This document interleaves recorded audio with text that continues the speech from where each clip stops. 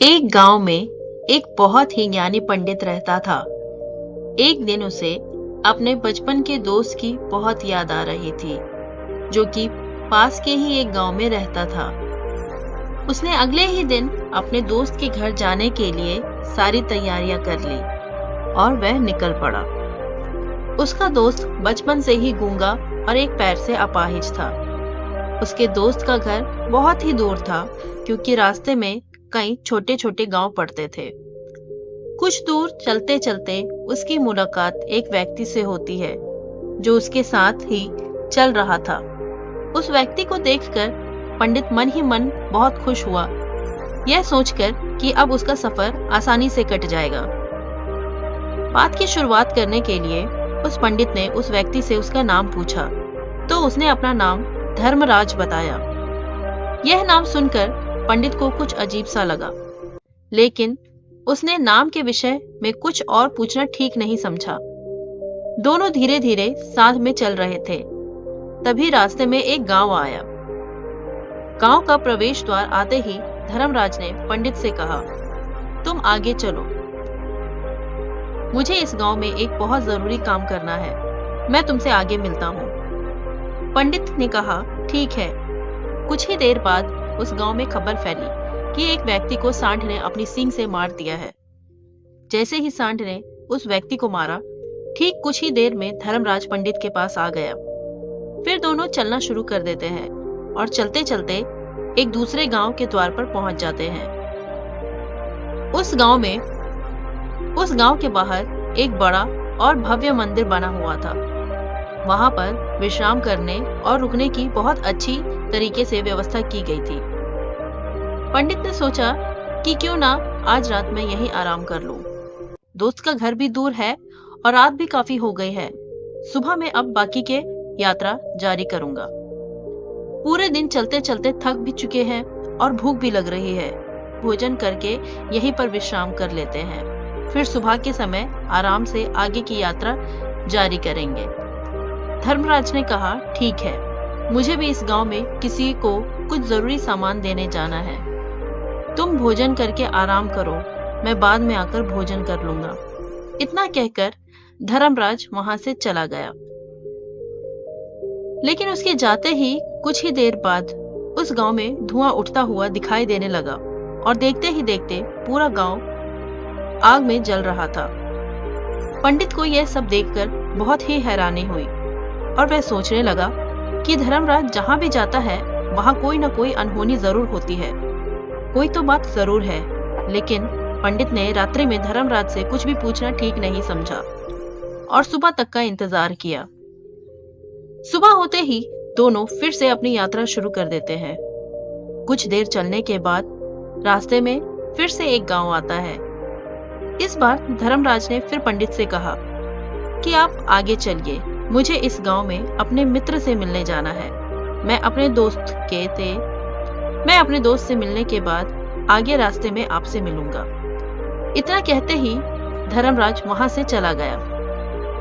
इस बार पंडित आगे नहीं गया और निर्णय लिया कि वह पता करेगा कि आखिर धर्मराज कहाँ जाता है और क्या करता है। कुछ दूर चलने के बाद फिर से लोगों की आवाज सुनाई देती है कि एक व्यक्ति को सांप ने काट लिया और उसकी मृत्यु हो गई। ठीक उसी समय धर्मराज फिर पंडित के पास पहुंच गया, लेकिन इस बार पंडित से रहा नहीं गया। उसने धर्मराज से पूछ ही लिया कि तुम जिस भी गांव जाते हो वहां कोई न कोई अनहोनी जरूर हो जाती है। क्या तुम मुझे बता सकते हो यह ऐसा क्यों हो रहा है? धर्मराज ने कहा, पंडित जी, आप तो मुझे बहुत ज्ञानी मालूम पड़े थे, इसलिए मैं आपके साथ साथ चलने लगा था, क्योंकि ज्ञानियों का साथ हमेशा ही अच्छा होता है।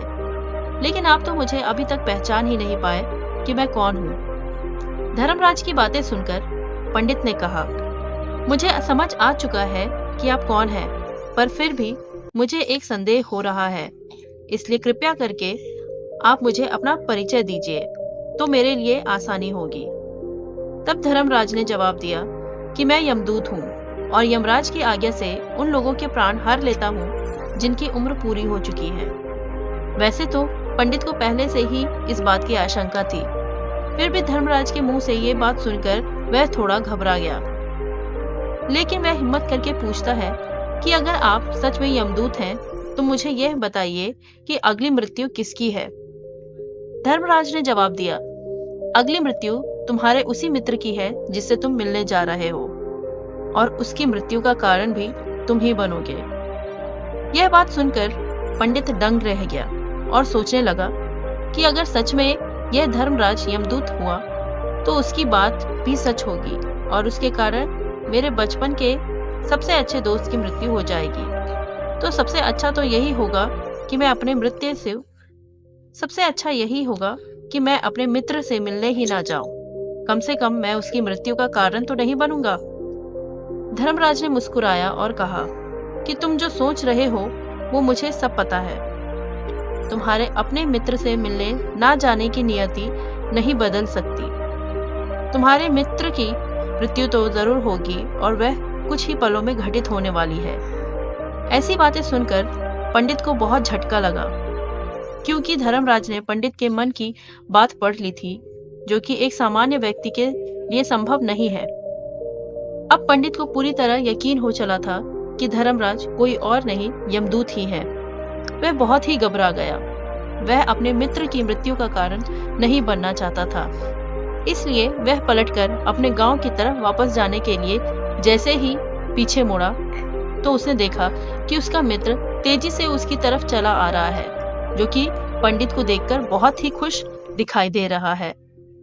अपने मित्र के आने की गति को देखकर पंडित को ऐसा लगा जैसे उसका मित्र काफी देर से उसके ही पीछे भाग रहा था।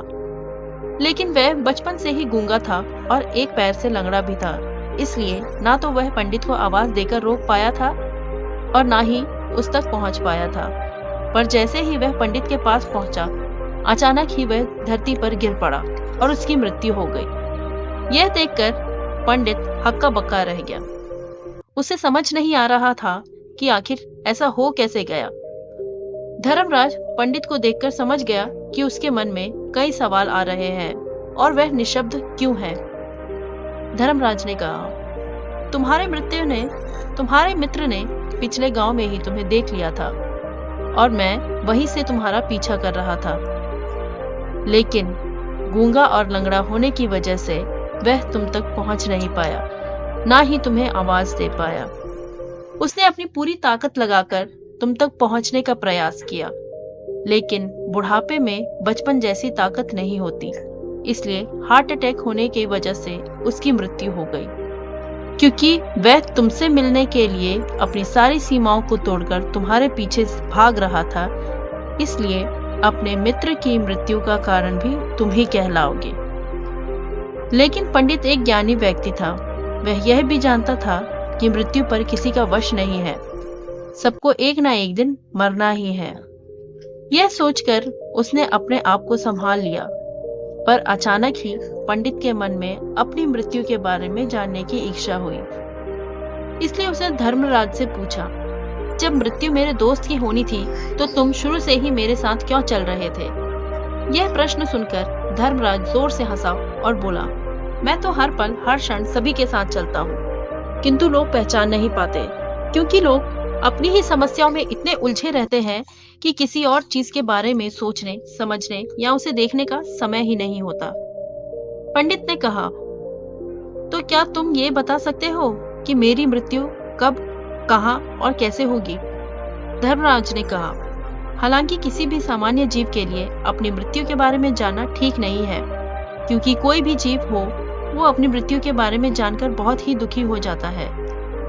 तुम ज्ञानी व्यक्ति मालूम पड़ते हो और तुमने जिस तरीके से अपनी मित्र की मृत्यु को बर्दाश्त कर लिया, उसे देखकर लगता है कि तुम अपने मृत्यु के बारे में भी जानकर दुखी नहीं होगे। तो तुम्हारी मृत्यु आज से ठीक 6 महीने बाद आज ही के दिन किसी दूसरे राज्य में फांसी लगने से होगी। और सबसे हैरानी की बात तो यह है कि तुम स्वयं ही खुशी से उस फांसी को स्वीकार कर लोगे। इतना कहकर धर्मराज वहां से चला गया, क्योंकि अब धर्मराज के पास पंडित के साथ चलते रहने का कोई कारण नहीं था। पंडित ने अपने मित्र की पंडित ने अपने मित्र के शरीर का अंतिम संस्कार किया और अपने गांव वापस आ गया। लेकिन कोई व्यक्ति कितना भी ज्ञानी क्यों ना हो, अपनी मृत्यु के बारे में जानकर दुखी होता ही है और मृत्यु से बचने का कोई ना कोई उपाय भी खोजता है। तो पंडित ने वही किया। उसकी पहचान उस राज्य के राजा तक थी। पंडित ने सोचा कि राजा के पास तो कई सारे ज्ञानी मंत्री हैं, वो मेरी मृत्यु से संबंधित समस्या का कोई ना कोई समाधान निकाल ही लेंगे। यही सब सोचता हुआ वह राज दरबार में पहुंच जाता है और राजा से सारी घटना के बारे में बताता है। राजा ने अपने मंत्रियों को सारी समस्या बताई और उनसे सलाह मांगी। सभी ने विचार विमर्श करके कहा, अगर पंडित की बात सही है कि उसकी मृत्यु 6 महीने बाद ही होगी, वह भी किसी दूसरे राज्य में जाकर, तो इसका एक ही समाधान है कि वह दूसरे राज्य में जाए ही ना। यदि वह किसी दूसरे राज्य में नहीं जाएगा तो उसकी मृत्यु भी नहीं होगी। मंत्रियों की सलाह राजा को भी सही लगी। इसके बाद पंडित के रहने की सारी व्यवस्था महल में ही कर दी गई और राजा के आदेश के बिना उस पंडित से किसी को भी मिलने नहीं दिया जाता था। लेकिन पंडित कहीं भी आ जा सकता था ताकि पंडित को ये ना लगे कि वो राजा के कैद में है। परंतु पंडित डर के मारे स्वयं ही कहीं आता जाता नहीं था। धीरे धीरे महीने गुजरते गए और पंडित की मृत्यु का दिन भी नजदीक आने लगा। अंततः वह भी दिन आ गया जिस दिन पंडित की मृत्यु होनी थी। मृत्यु के एक रात पहले ही पंडित डर के मारे जल्दी सो गया ताकि जल्दी से वह रात बीत जाए और अगले दिन आ जाए ताकि मृत्यु टल सके। लेकिन पंडित को नींद में चलने की बीमारी थी और अपनी इस बीमारी के बारे में वह स्वयं भी नहीं जानता था। रात में पंडित को नींद में चलने का दौरा पड़ा। वह उठा और महल से निकलकर अस्तबल गया। क्योंकि पंडित राजा का खास मेहमान था, इसलिए किसी भी पहरेदार ने उसे नहीं रोका और ना ही किसी तरह की कोई पूछताछ की। अस्तबल में पहुंचकर वह सबसे तेज चलने वाले घोड़े की पीठ पर सवार होकर नींद में ही अपने राज्य की सीमा से बाहर दूसरे पड़ोसी राज्य में चला गया। इतना ही नहीं, वह दूसरे राज्य के राजा के महल में पहुंच गया। उस महल के पहरेदारों ने भी उसे नहीं रोका और ना ही कोई पूछताछ की। जब सुबह हुई तो राजा ने पंडित को रानी के बगल में सोया हुआ देखा। यह देखते ही राजा क्रोध से तिलमिला उठा और राजा ने पंडित को कैद करने का आदेश दिया। पंडित गिरफ्तार हो गया। पंडित को कुछ समझ नहीं आ रहा था कि आखिर वह दूसरे राज्य में और राजा के सैन्य कक्ष में कैसे पहुंचा। लेकिन वहां उसकी ये बात सुनने को कोई राजी नहीं था। राजा ने पंडित को दरबार में पेश करने का आदेश दिया। कुछ देर बाद पंडित को दरबार में लाया गया। पंडित को देखते ही राजा इतना आग बबूला हो गया कि उसे फांसी पर चढ़ा देने का हुक्म दिया। फांसी की सजा सुनकर पंडित कांप गया, लेकिन फिर भी थोड़ी सी हिम्मत जुटाकर पंडित ने राजा से कहा, महाराज, मैं नहीं जानता कि मैं राजमहल में कैसे पहुंचा। मैं यह भी नहीं जानता हूँ कि आपके सैन्य कक्ष तक मैं कैसे आया और आपके महल के किसी पहरेदार या सैनिक ने मुझे क्यों नहीं रोका। मैं इतना जरूर जानता हूँ कि आज मेरी मृत्यु होनी है। राजा को यह बात थोड़ी अजीब लगी। उसने पंडित से पूछा, तुम्हें कैसे पता कि आज तुम्हारी मृत्यु होनी है? राजा के इस प्रश्न के जवाब में पंडित ने पिछले 6 महीने की सारी बात राजा को सुना दी और बोला, महाराज, मेरा क्या किसी भी सामान्य व्यक्ति में इतना साहस नहीं है कि वह राजा के सैन्य कक्ष में राजा की उपस्थिति में रानी के साथ सो जाए। राजा को पंडित की बात में थोड़ा तर्क दिखाई पड़ा, लेकिन उसने सोचा कि हो सकता है पंडित अपनी मृत्यु से बचने के लिए कुछ बहाना बना रहा हो। इसलिए राजा ने पंडित से कहा, यदि तुम्हारी बात सत्य है और आज ही तुम्हारी मृत्यु का दिन है, तो मैं तुम्हारी मृत्यु का कारण नहीं बनूंगा। लेकिन यदि तुम्हारी बात झूठ निकली तो निश्चित ही आज ही तुम्हारी मृत्यु का दिन होगा, क्योंकि जिस राज्य से पंडित आया था उस राज्य का राजा इस राजा का मित्र था। इसलिए इस राजा ने तुरंत अपने कुछ सैनिकों को पड़ोसी राजा के पास पंडित की बात की सत्यता का प्रमाण जानने के लिए भेजा। भेजे गए सैनिक शाम तक लौटे और उन्होंने राजा को बताया कि महाराज, पंडित जो भी कुछ कह रहा है वह सब सत्य है। पड़ोसी राज्य के राजा ने पिछले 6 महीने से पंडित के रहने की सारी व्यवस्था अपने ही महल में कर रखी थी। पंडित राजा का खास मेहमान था। कल शाम राजा आखिरी बार पंडित से उसके कक्ष में मिले थे और उसके बाद यह इस राज्य में कैसे पहुंच गया इसकी जानकारी किसी को भी नहीं है। इसलिए उस राज्य के राजा के अनुसार पंडित को फांसी की सजा देना ठीक नहीं है। लेकिन राजा के सामने एक नई समस्या थी। उसने बिना पूरी बात जाने ही पंडित को फांसी की सजा सुना दी थी।